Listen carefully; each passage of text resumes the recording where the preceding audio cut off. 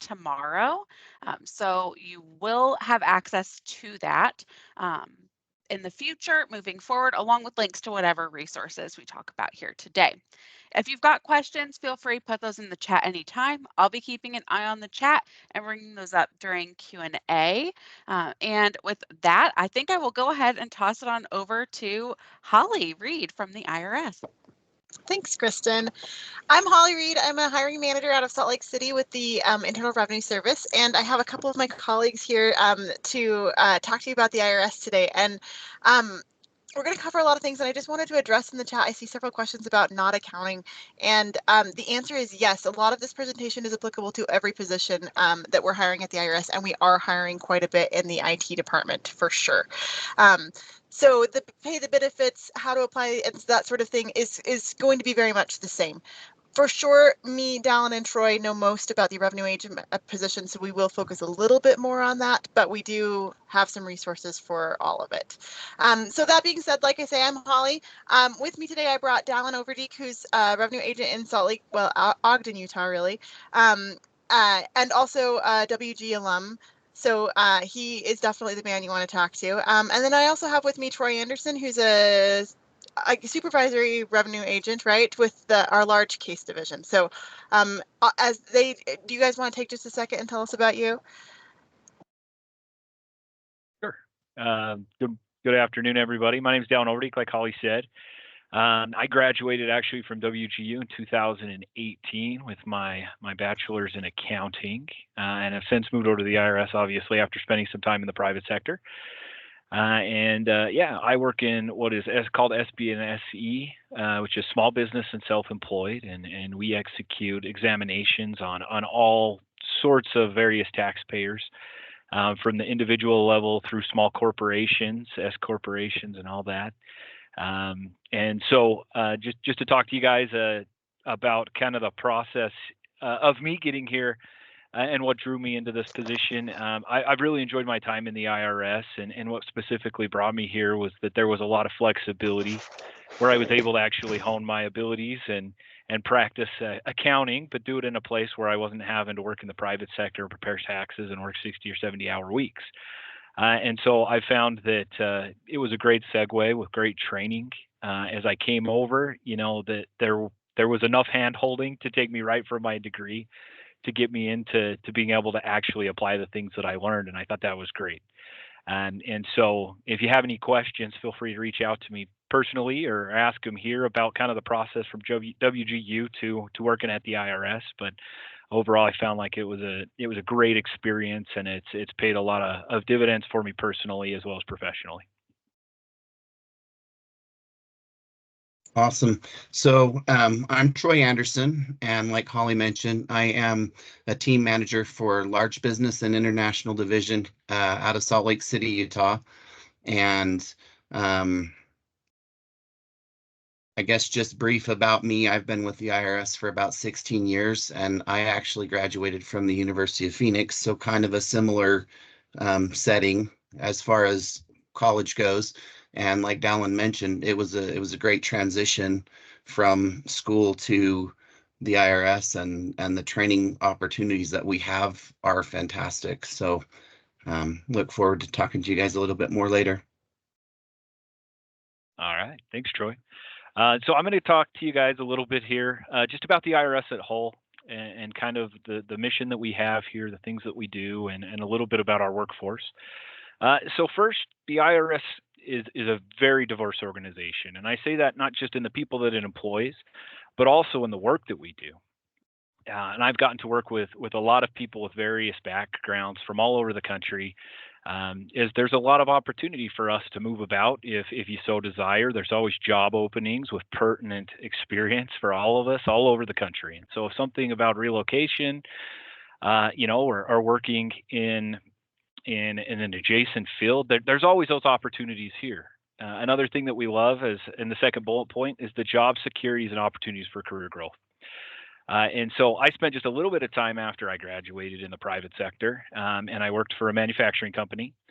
And for various reasons beyond my control, the company went out of business, and I found myself looking for a job.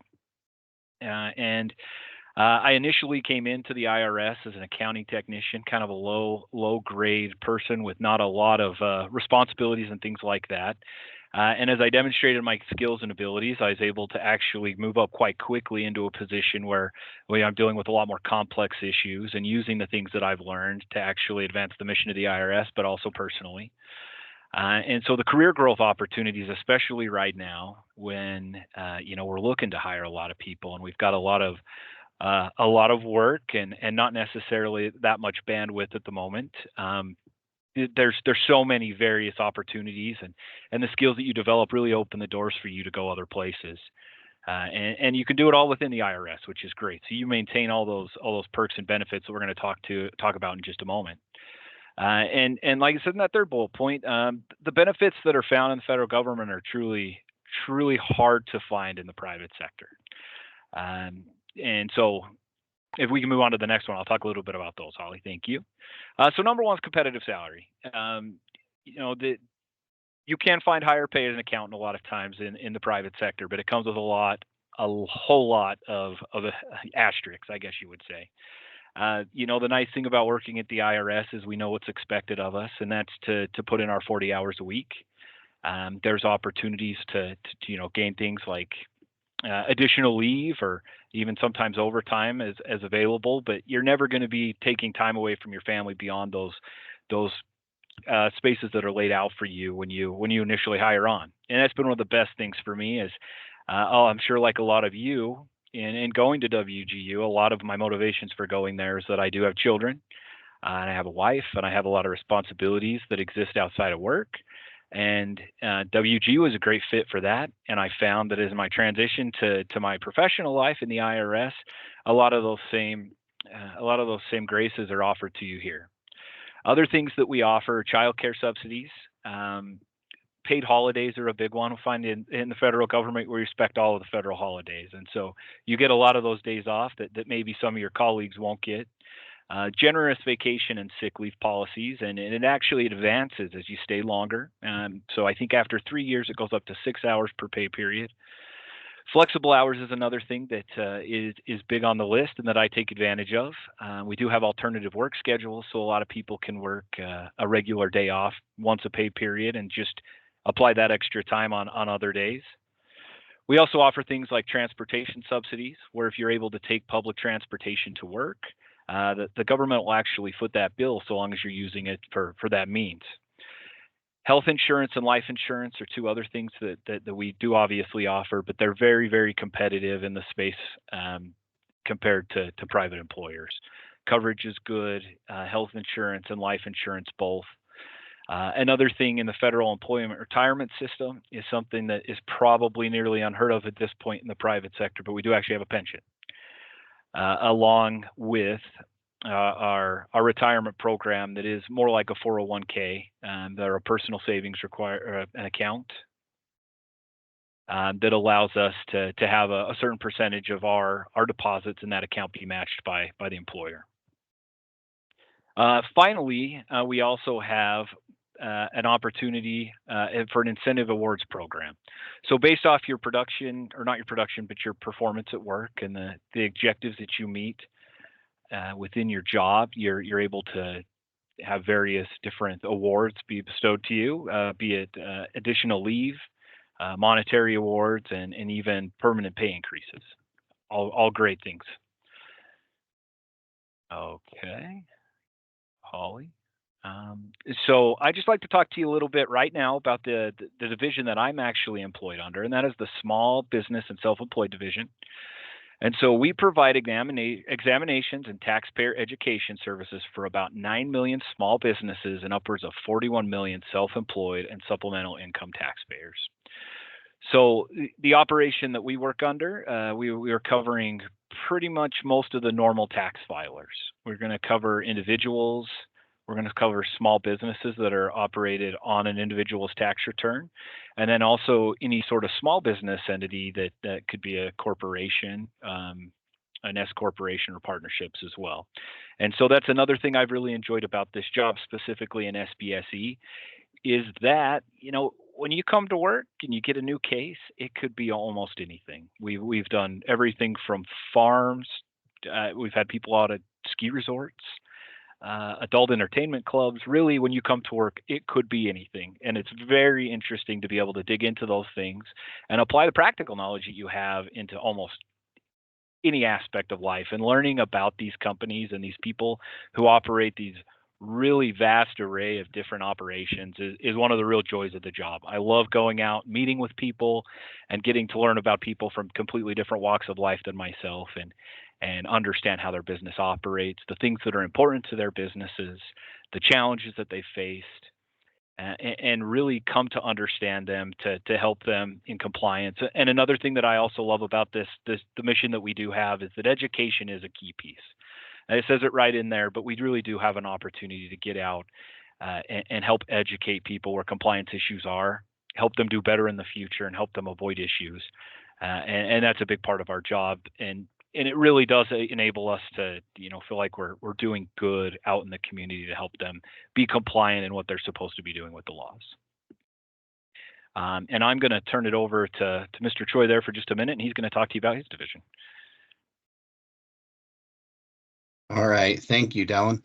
So, as we mentioned earlier, I'm part of the Large Business and International Division. And basically, the difference between the Large Business Division and the Small Business Division is really just the cutoff of where. So we deal with companies with assets greater than $10 million.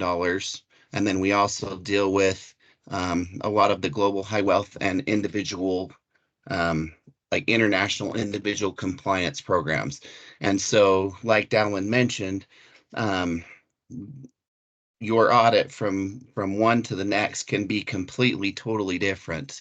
Um, in just the last 5 years, I've been involved in mining audits. I've been involved in construction audits. I've been involved in auto parts building audits, payment systems audits, uh, computer software.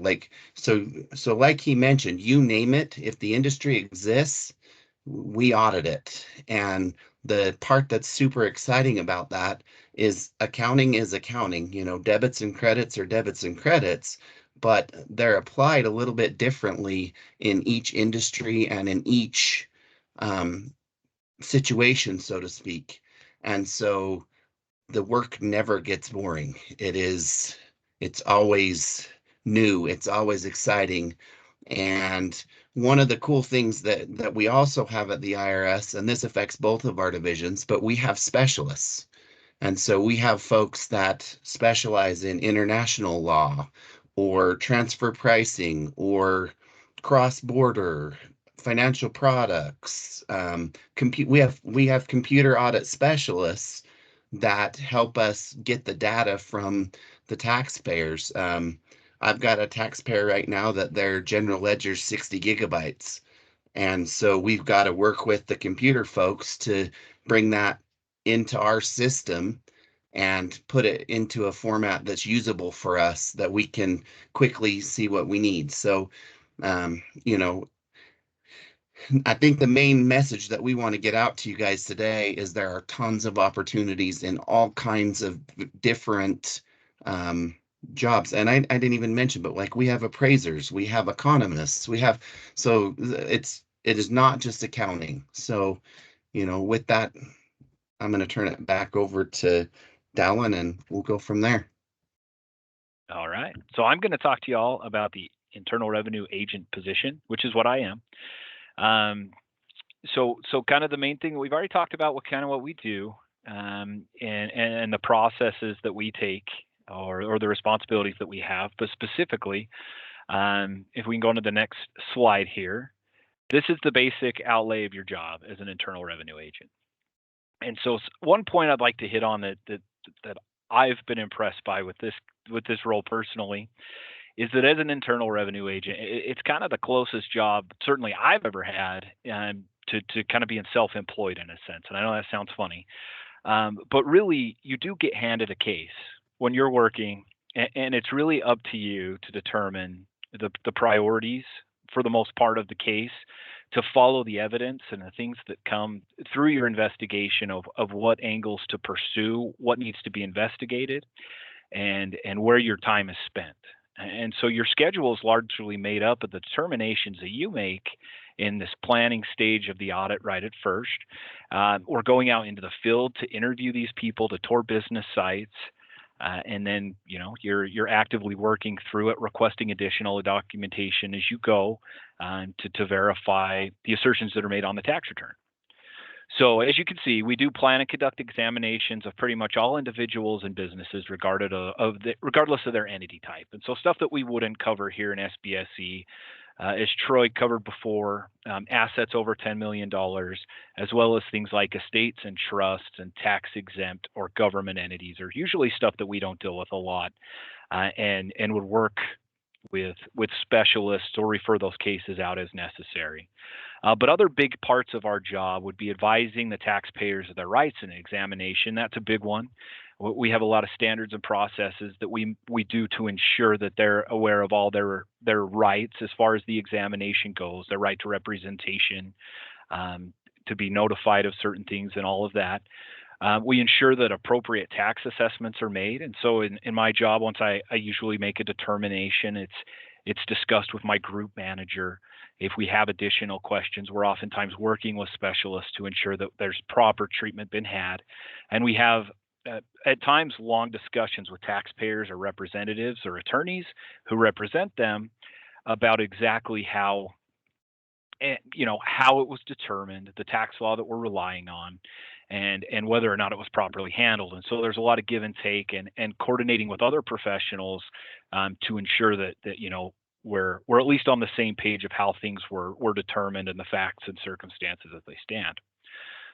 And so penalty and interest determinations are also made by us, and then obviously are always approved as we go. So in the event that we determine that these mistakes were potentially made in an intentional or negligent fashion, we do make those determinations and explain that as well. And so really working through this job has been an exponential growth in my communication abilities and skills, and being able to go into these places and communicate stuff that you learned on the job and or worked through, and being able to communicate it with professionals who really know their stuff. And so there's been a requirement for a lot of personal growth, but it works in both ways. As much as it's a challenge, it's really been a blessing.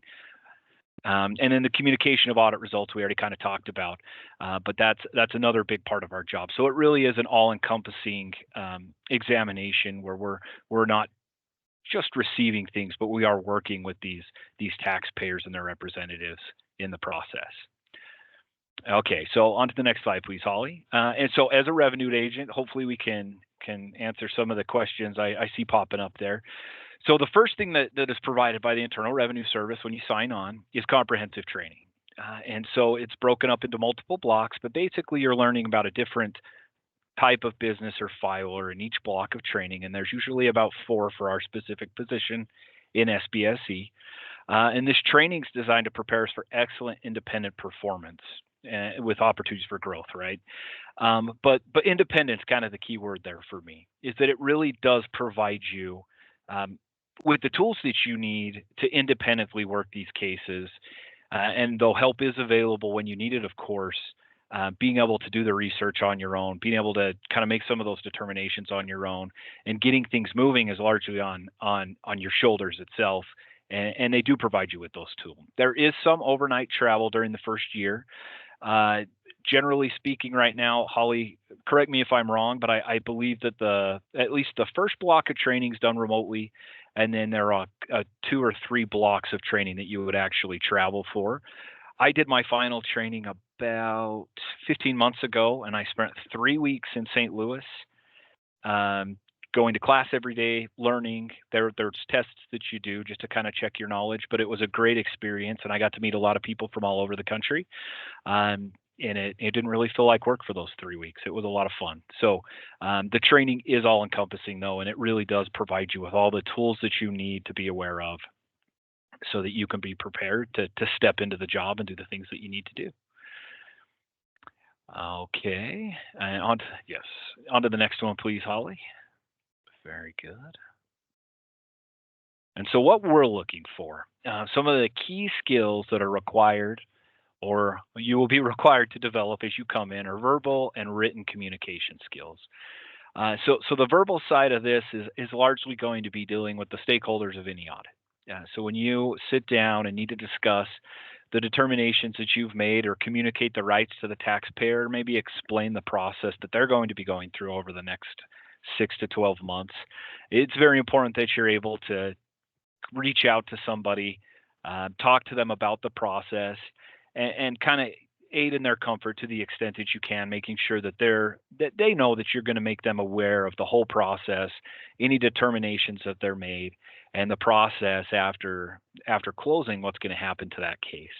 The written side of this is largely based in our report writing, which was done on lead sheets. So you'll write up a lead sheet with your determinations, your calculations. You'll have work papers in there with oftentimes source documentation and kind of the path that you took to verify information and to make that determination itself.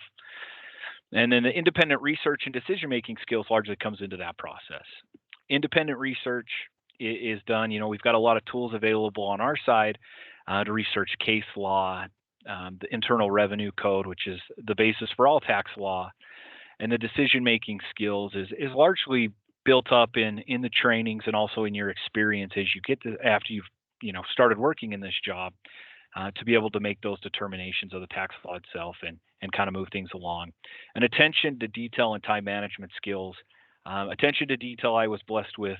Time management skills are something that largely has to be developed. So don't think that coming into this that everything's got to be perfect.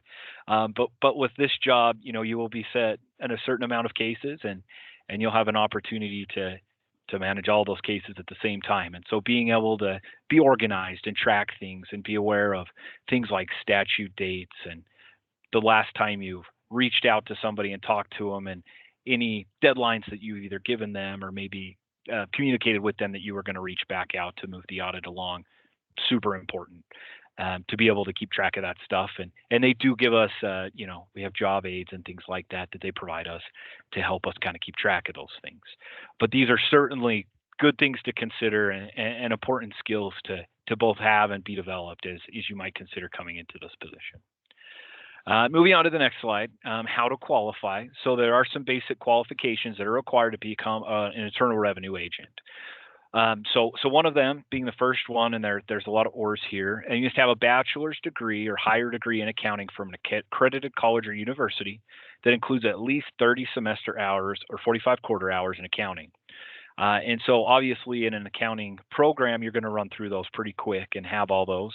And there are some alternative qualification criteria here, 24 semester hours in accounting and an additional 6 semester hours in related subjects. And I'm sure a lot of those class subjects there, business law, economics, quantitative methods and stuff like that is all something you guys are probably very familiar with at this point in time. And finally, a combination of experience or education or a certificate. So if you otherwise qualify as like a CPA or a previous experience as an RA, that's also something that could qualify you. And I'm going to pass it over to Troy for a little bit more information on the application process. Awesome, thank you. So a couple things that we want to point out along the way, especially where you guys are located across the country. We want to point out that the pay scale varies depending on where you're located. So in cities where salaries are higher or it's harder to get people, the salaries in those cities are higher than in other cities. It has some things to do with cost of living, but in general, it really has a lot to do with how hard it is to find the people to fill those jobs in that area. So where do we find the pay scales and locality tables? They're found on the OPM website, and that will also it can be found on the job site links. So another thing which Dallin mentioned, your experience and the grade that you're hired into will also determine your starting salary. And then, so the other thing is, as you select your locations, that's also going to impact some things. One of the questions that I know you guys will all want to know is what about remote work? How do we do remote work? And so generally, one of the things that you would want to know is that in your first year when you're in training, there really isn't a lot of remote work. A lot of it's done in person or in the office. We do allow you know working from home. A lot of the courses that you take are through Teams or online. So those courses in a lot of instances can be done from home. A lot of that depends on your manager and just location, but you are in LBNI, you are allowed to work up to 50% of the time from home, as long as it makes sense. So then as we go on to the next slide, it shows the different localities that exist across the country. And so if you look, depending on where you're located, there may be a locality table specific to you. However, we're going to focus on the rest of the US scale and talk about that just for this presentation. But if you're in an area, if you're in one of these specific areas, then the locality pay of that area would apply to you.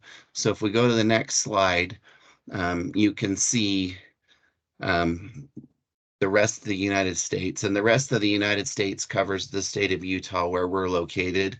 And so that's kind of in part where we're mentioning it. But if you notice, in particular, the revenue agent positions, and Holly, you'll have to correct me on this if I'm mistake, but for LBNI, our positions that we are hiring are grade 13 and grade 14 positions, and in SBSE, um, it's mainly 11, 12, 13. So SBSE, we actually have a career ladder. So it starts with I don't know why we don't have 6, 8, or 10, but it goes 5, 7, 9, 11, 12, and then you compete for 13s and 14s. But the 5, 7, 9, 11, 12 are automatic. So we hire at some of the lower grades. LBNI sometimes hires from us. So in a lot of ways, SBSE is kind of the onboarding ground. If you have a lot of experience and already qualify for some of those higher grades, you might go directly into LBNI. Thank you. And so the biggest things that are going to, I guess, really separate you as far as what grades, it's going to be your education and experience that you've got. So in looking, just for ease of communication, for a step 5, the starting point is 39,000. But where Holly mentioned that that's a ladder program, that means that you go 5, 7, 9, 11, 12, and those promotions happen annually. And all you have to do in order to get those promotions is be doing your job. You just need to be, you don't have to be a superstar. You just got to be doing the minimum requirements. And obviously if you're a superstar, you have the ability to advance a little bit quicker. And then I guess I should also mention this, the way the pay scale works. Generally, you're going to start at a step 1, and then steps 2, 3, and 4 are raises that are given to you annually. And so what will happen is if you meet the requirements of the job at the end of year 1, you will go from, since the pointer's on 12, I'm going to use that, and you will go from 86,000 to 89,860. But on top of that, each year, Congress also has the ability to give us a cost of living increase. And so that cost of living increase would be on top of that raise that's listed there. So, and some years have been good, where we've gotten 3 or 4%, and other years have been low depending on, what was going on with the economy or the country. But the nice thing about the government is that your raises are like clockwork, basically, if you're doing your job. And then, like I mentioned, if you are a superstar, you have the ability to go a little bit quicker. So, on average, it takes approximately 18 years to go from a step 1 to a step 10. And the hope is that in that time, you are learning and being educated and you're training. And so then along the way, opportunities for higher graded positions will come along and you'll be able to apply for those positions and start over at the lower steps where your steps are quicker. I should mention then for steps 4, 5, and 6, there's a 2-year wait in between those.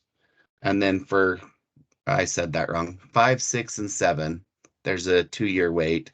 And then step 8, 9, and 10, there's a 3-year wait. And so obviously the hope is that by the time you get up in those higher grades, that you're applying for higher graded positions, which will allow your salary to move quicker.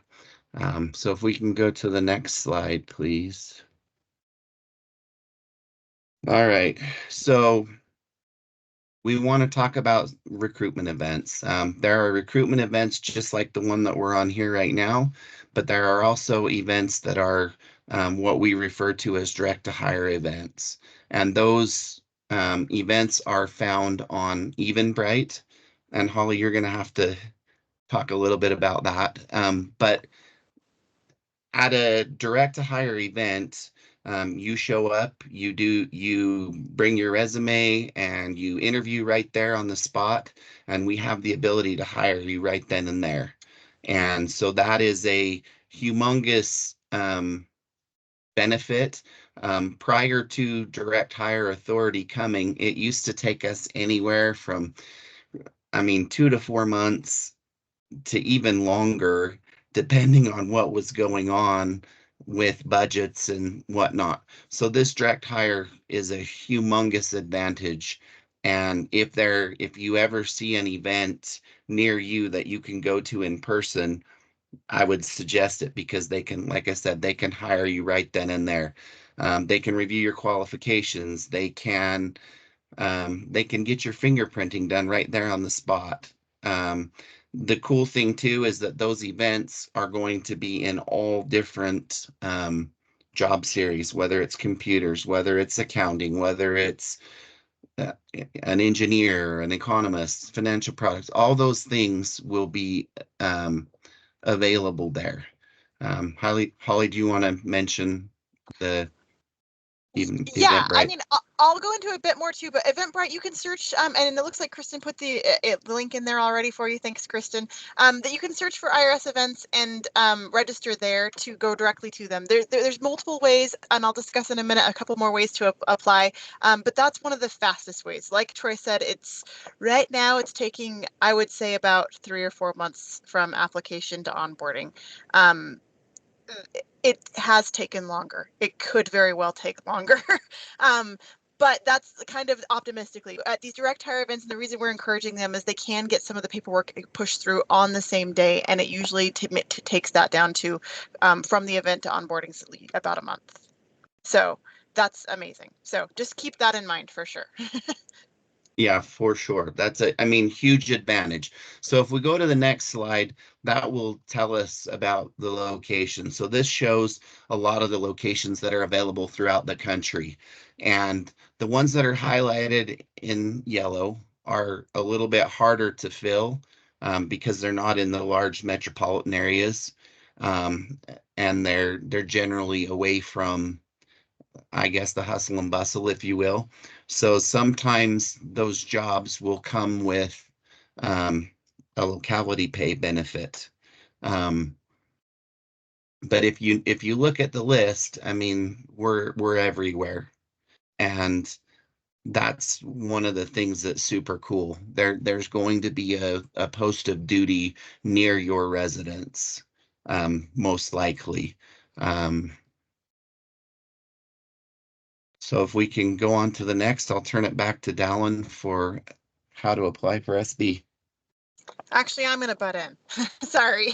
Okay, perfect. So like I say, it's a bit of a long process, so I want to put that out there for now, but we have a few things that we're trying to do to help. So first of all, I want to make sure you guys know that usajobs.gov is the federal hiring page, right? It has all of the federal jobs. So even if you're like, well, these federal benefits sound awesome, but I'm not sure if the IRS is for me, go check out usajobs.gov because every government agency is on there, right? Like every single one. You can filter by whatever it is you do and want to do on there. If you add an IRS to the front of that, so irs.usajobs.gov, that's just IRS jobs, right? And the key, I will get the link to Kristen for the current Internal Revenue Agent job listing. However, that it changes, right? Like they open and close it and things like that. So the key that I want you to remember is that phrase Internal Revenue Agent. That is what you want to search for. And that is what you can do to apply directly on there. That will be the longest way possible. So let me tell you about a few shortcuts, right? We have some email addresses here for you because we do have direct hiring or authority right now. That's not just for those events. It actually means that you can talk to us right now. So one of the things that I've been willing to do, and I've been doing since we did this again a few months ago with Western Governors, is I'm more than happy to take your resume, look at it, make sure you qualify, send it on to the location that you want, right? If you happen to want a location in Utah, I am your gal. Me and Troy, we can get you on, right? So for sure I can do that. But if you are like, that's great, Holly, but I live in Baltimore. That's okay. I can get your resume to Baltimore too. The biggest thing that I have to warn you is we can't actually start the hiring process until your degree, some kind of degree has to post to your transcript, right? Oftentimes, if you're like, I'm in the last month, I just want to get things started, go ahead and send it to me. Like I can send it to the hiring manager, they can interview you and they just won't like put the paperwork in until they've got the official transcripts, right? So there are things we can do to kind of speed it up a little bit. So my email address is here, holly.l.reed@irs.gov. The SBSE one, sbse.recruitment@irs.gov is here as well. And then on the next slide here, this is the large business place. If you're like, I'm more interested in the large business stuff, don.m.graney@irs.gov, or like I say, send it to me and just tell me that you want to be in large case and I'll send it over to Troy. So that's fine as well. I've also had some folks that emailed me. We have another division that is not represented here, which is the tax exempt government entities division, that specializes in those entities, right? The cities and the Indian reservations and all those types of things. If that's your cup of tea, let me know that. I can get it to the right person, right? So we can kind of cut off. The thing is, if you apply on USA Jobs, it will eventually get to us, but it might take like 3 months just to even get to us before we start the interviews, right? So we can cut that time off if you send it to me directly. I will go back to my email. It's holly.l.reed@irs.gov. And I think Kristen will probably send that out to you as well. Thank you, Kristen. So, sorry, Troy, I kind of stole your last slide there. Oh no, you are perfectly good. But I did see, and I'll let Kristen give the question, filter some questions and bring them out as well. But that's kind of it. What I'd like to tell you guys a little bit, I had all the questions about different things. For sure, if you're in IT, you guys have heard that Congress has invested quite a bit of money into modernizing the IRS, right? So we have a ton of people working on those systems. We are hiring in every place right now. I also have an MBA. I noticed somebody mentioned that. The other great thing about the IRS is get your foot in the door in whatever way possible. The promotion potential is amazing right now. It's something like 2/3 of managers, you guys, are eligible for retirement today. So besides going up those ladders, like we were talking about, and like I say, where you start depends on your experience and things like that. I would say probably almost no one gets hired as a 5 these days, you guys. We don't do that. That's a pretty insultingly low salary, right? We don't want to go there. But the 5, 7, 9, 11, and then competing for 13s and 14s, and then manager is really, it starts about on that level. So besides those ladders, the promotion potential, if you want to be an executive, get your foot in the door, people are getting to that level within 10 years, right? It's a pretty fast track right now if you want to do that. So any other questions? Sorry, I know there's lots of questions. What would you like me to answer, Kristen? Well, one question that came up in a couple different ways was around if I've if I already have experience or if I don't have experience. Is any experience required? Could y'all just like reiterate if any experience is required uh, to get into these roles and which levels people might want to look at based off of like 0 years of experience, 5 years of experience, that sort of thing? For sure, that's a great question. So the answer is you don't have to have any, right? We will take you, like Dallin and Troy went over, both divisions have similar training systems. We train you really well. So you don't have to have any experience. We will get you to the right place for sure, and what you need to know. What your experience will get you is higher pay from the beginning, right? So like I say, we don't really hire a lot of fives. If you have zero experience, and you just have a bachelor's, it's probably a 7. If you have really bad grades, then I might not be able to get you a 7, you guys. But for the most part, 7's where it's at, right? With no experience. If you have basically comparable experience can equal a year of being a revenue agent, right? So if you've worked in tax prep for 5 years, that might mean we can hire you as a 12. It just kind of like depends. For sure, I would refer you to the job description on the IRS or the USA Jobs posting, because it kind of goes through the different qualifications for each grade. Also, if you have a master's degree, that kind of automatically bumps you to a 9. If you have your CPA, that automatically bumps you to a 9. So then if you're starting at a 9 and you add a year of experience, then you're already an 11 or something like that. So it kind of just depends on what you've got.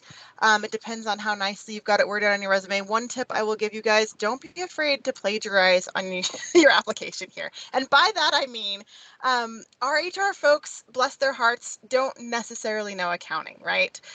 So if the job description says, you know, we want you to have experience in tax prep or whatever phrase we use that exact same phrase. That's okay. We're okay with that. As long as it's true, right? I'm not saying lie. That's not what I'm saying. But as long as it's true for you, feel free to steal the exact phrases in our job descriptions in your resumes so that we can better qualify you for the positions.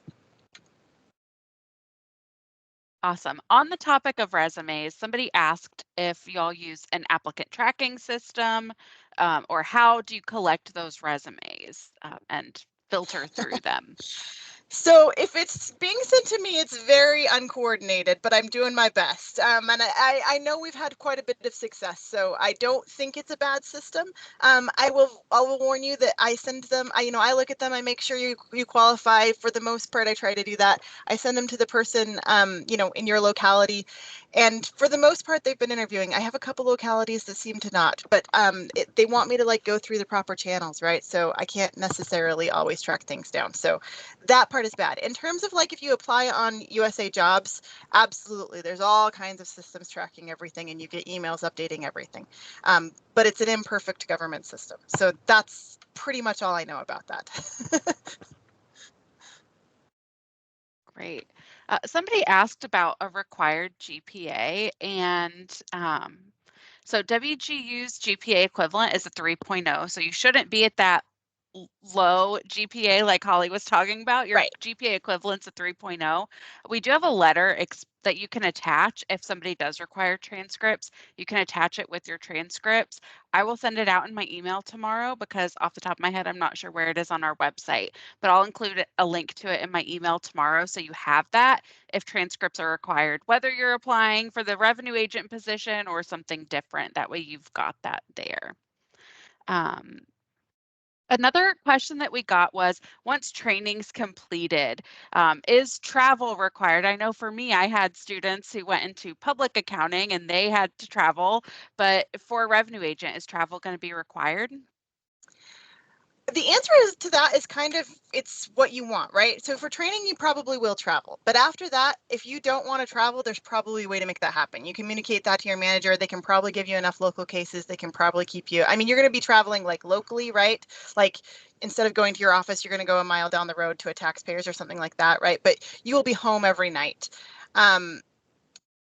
If you want to travel, though, we have all kinds of positions that require a lot more travel. So we have a lot more specialists. We have a lot more even to support things like fraud specialists that travel a lot more and do a lot more. So if you want to travel, we can probably make that happen as well. Troy mentioned that generally the line between SBSE and so small case and large case is generally 10 million in assets or more. The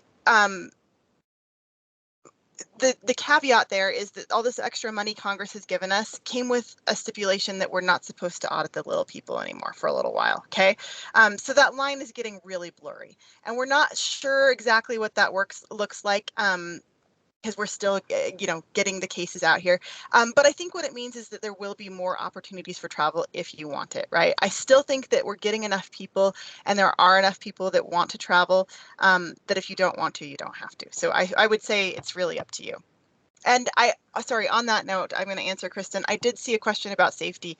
And then definitely like employee safety is a really big thing, right?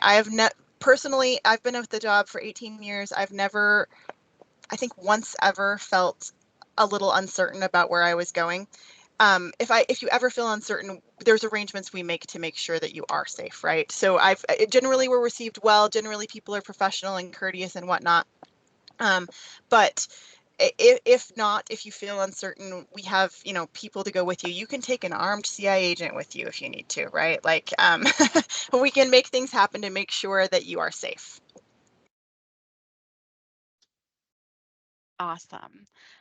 We talked about training, but in general, how long does it take from being hired on and starting your training on day one until you are assigned your first case?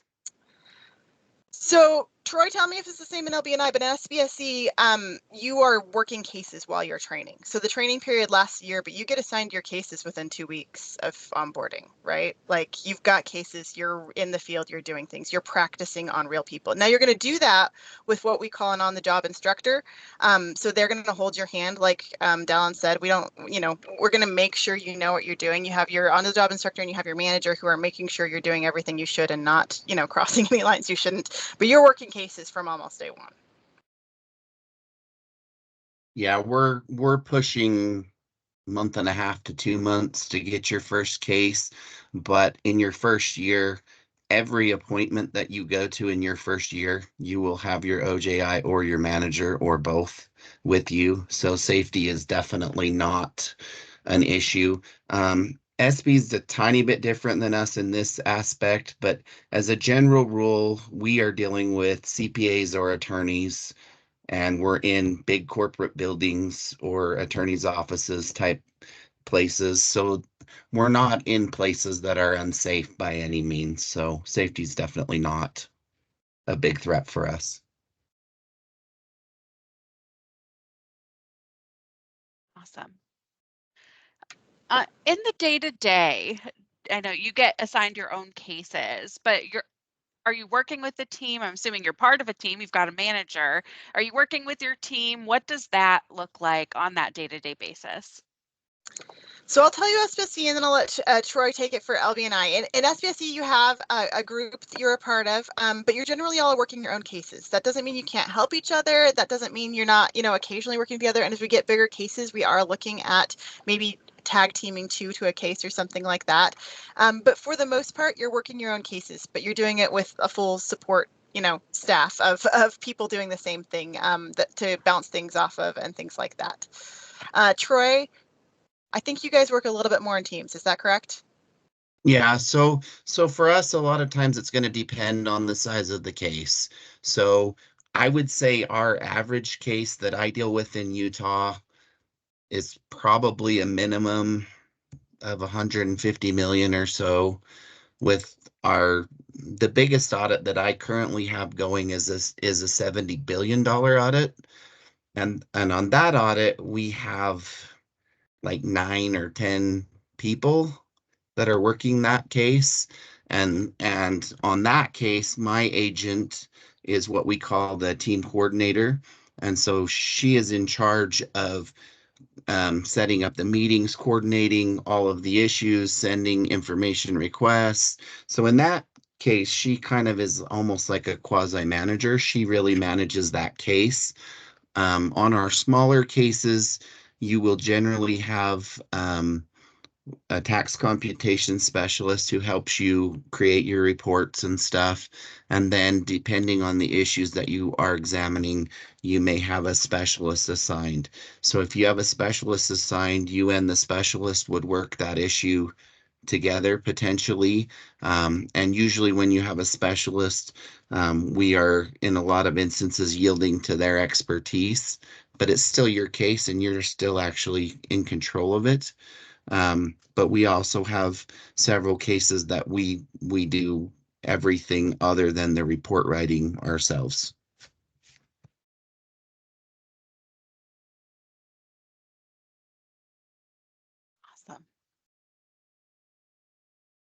Awesome. In the chat, someone asked, would it be safe to assume that IT employees are more likely to work remotely as opposed to revenue agents?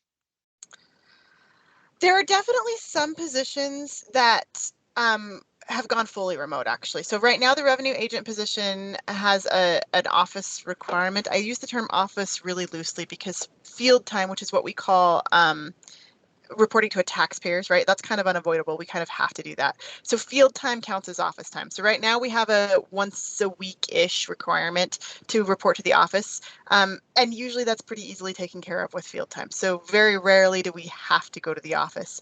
Our proffer office, right?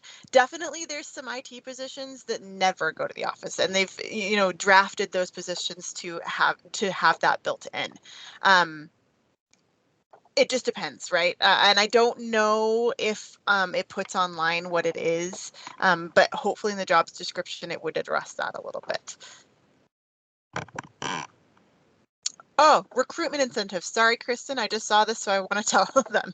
There Go are ahead. recruitment incentives right now. I'm so sorry, I forgot to bring that up. Very important thing. So besides this pay scale that we showed you, there are hiring bonuses right now. If you're hired as a grade 5 through grade 12, it's a $15,000 hiring bonus. It's paid in 3 chunks. I can't remember exactly when, but it's basically over the first 2-ish years. If you're hired as a grade 13 or 14, it's actually higher. I think it's 20 and 25,000, or maybe it's 30,000 for 14s. I can't remember. 20 and 30. 20 and 30. Okay. 20 and 30 for the 13s and 14s. Besides that, I don't know if this WGU seems very affordable, so maybe you guys don't have this, but we have a really robust student loan forgiveness program as well, which is $10,000 per year up to $60,000 that will pay off. And it basically just requires that you commit to stay here for, I think it's 3 years after each payment that we make, is what I want to say. So it's a great time to come on board, right? Definitely want a few more degrees that way, for sure. If you're not quite done. Also, a few of you have asked about it. Like Dallin talked about, there's kind of some criteria. If you have any degree in anything, but you have the accounting classes, you could consider the revenue agent position. I mean, for sure, we have all kinds of other positions. You could look at revenue officers, who are the ones that collect the taxes. They don't have any accounting specific criteria. Basically any degree will work, I believe, for their position. We do need the accounting specific for the revenue agent position, but there are lots of options, right? So.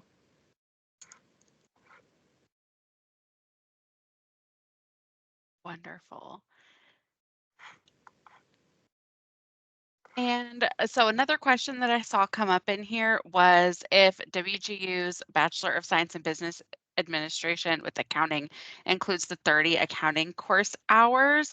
I would say probably look at your transcript and list, Dallin, is that the degree that you completed? No, I completed a bachelor's in accounting. But yeah, there is that alternative requirement where a lot of those more related courses also apply. So yeah, definitely check out your transcript and see, exactly the requirements. There are a pretty good layout of what's required.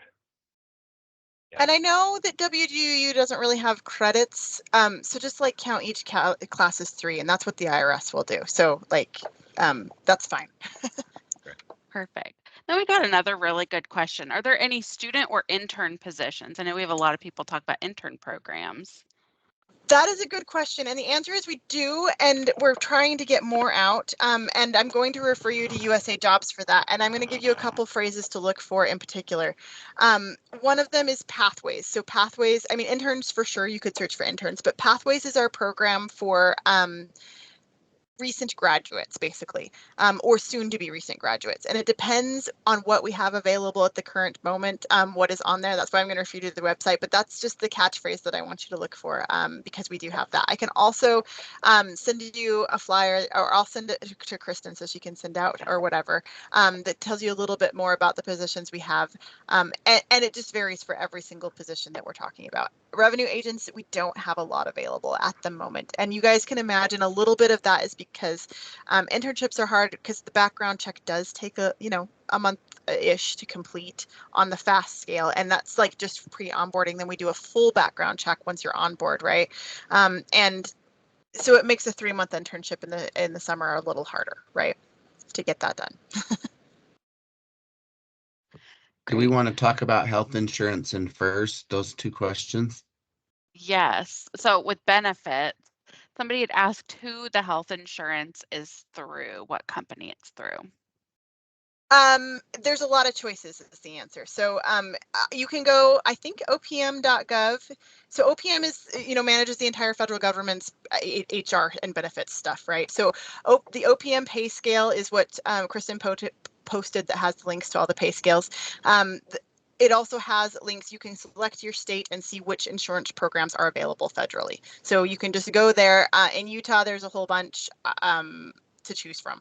So I can't even begin to list. I think it's like 8 or 10 that you can choose from. So they're really good options. Pretty And minimal generally the cost, I would biggest say. insurers. Yes, Generally the biggest ones with biggest good insurers coverage. from your area. Yes, and the first question I didn't see. Troy, will you answer that then? So the question was, is the first participation restricted by age? And the answer is no. When you join the IRS, FERS is our pension program. And the way that it works is basically you earn 1% per year that you work.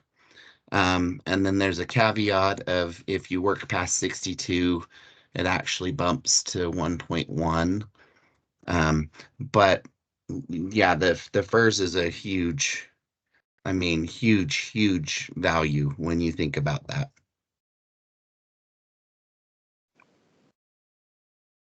Awesome. Another question came in about family who work for the IRS. Does that restrict your options of working there? I mean, maybe a tiny little bit, but not really. We have all kinds of people that are related, married, working together here. Basically, you just can't work for your family member, right? But usually there's enough managers around and whatnot. We can spread it out. It's not a big deal. So all kinds of that around here. Awesome. I think that we got all of the questions, or at least all of the question topics. Help with licenses and CPA. Excellent question. We have programs that go in and out. So yes, the answer is, first of all, when I got my master's degree, we actually had a tuition reimbursement program, assistance program, so they helped pay for my master's. And then about 3 years ago, I decided I wanted to do my CPA, largely because the IRS offered a study materials assistance program, so they bought my study materials. So there's generally people around that do have CPAs, so you do qualify for the experience. By the way, if you're looking for the experience for a CPA, we generally have folks that can sign off on that. So yeah, there's lots of options, but in terms of the help with licenses and CPAs, it just depends on the year what programs we have. Awesome. We covered so much today. Thank you so much, Holly, Dallin, Troy. We really appreciate y'all taking the time out of your day. Oh, okay. We got one more question that came in here. Is it centered around a June graduation date, or do you have open positions just available to fill? We're onboarding every month. right now. So doesn't matter. Awesome. Great. Well, because our students graduate every month, so we Right. love to hear that. I will be sending out a copy of this recording. If you jumped in a little bit late, you will get a copy of the recording tomorrow, along with all the links and resources and things that we've shared today. But thank you again so much for your time, Holly, Dallin, Troy, and everybody for joining. Hope you all have a wonderful rest of your day. Thanks, Kristen. Thank you. And Bye, everybody. everybody. Thank you, guys.